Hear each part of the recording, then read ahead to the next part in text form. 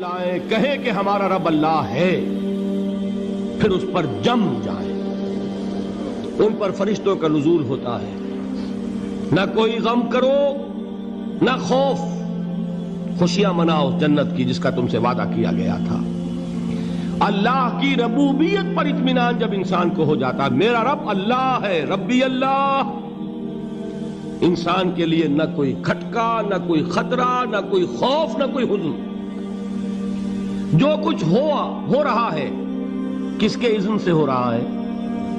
اللہ کے اذن سے. اللہ کے اذن کے بغیر پتہ تک نہیں ہلتا. یہ کوئی اندھا بہرا مادہ نہیں ہے جس سے مجھے کوئی خوف ہو.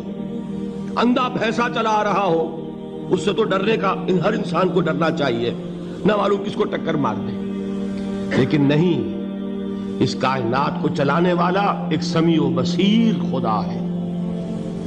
وہ جو میرا دوست ہے, میرا ولی ہے. اللہ ولی الذین آمنوا یخرجہم من الظلمات الی النور. اللہ اہل ایمان کا ولی ہے, ساتھی ہے, پشت پناہ ہے, مددگار ہے, حمایتی ہے. بتائیے جسے یقین ہو جائے کہ اللہ میرا مددگار, اللہ میرا محافظ, اللہ میرا پشت پناہ, اللہ میرا حمایتی, اس کے لیے کوئی خوف ہوگا؟ اس سے کوئی ڈر ہوگا؟ میں مثال دیا کرتا ہوں ایک بہت سادہ, پنجاب کے دیہات کی. تو بڑا چودھری ہے اور کوئی غریب کسان ہے. اس غریب کسان کے جانوروں کو ہر وقت اندیشہ ہوگا چوری کا. کوئی میری بھینس کھول کر نہ لے جائے, کوئی میرا بیل کھول کر نہ لے جائے.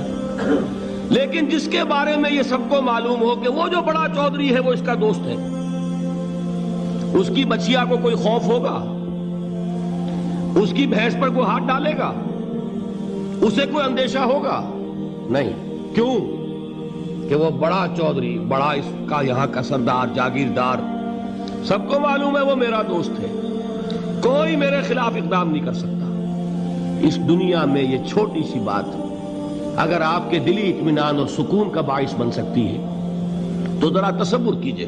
میں لفظ تصور استعمال کروں گا صرف اس لیے کہ اس کا ہم جس کو کہتے ہیں ادراک اور شعور کر نہیں سکتے, اگر کے ساتھ کر سکتے. اگر یقین ہو کہ اللہ میرا مددگار اور یقین ہو کہ اللہ ہر آن میرے ساتھ ہے, پھر کوئی خوف, کس کا خوف؟ کوئی شے اللہ سے بالا تر ہے؟ کوئی قوت اس سے زیادہ طاقتور ہے؟ کوئی اس کے ارادے کو بدلنے والا ہے؟